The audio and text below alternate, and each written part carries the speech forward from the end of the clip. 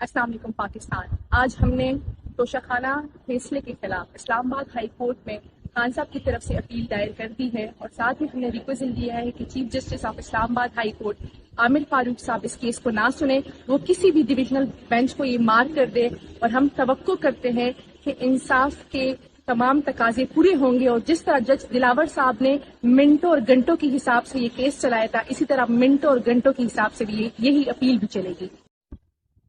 السلام علیکم پاکستان۔ آج ہم نے توشہ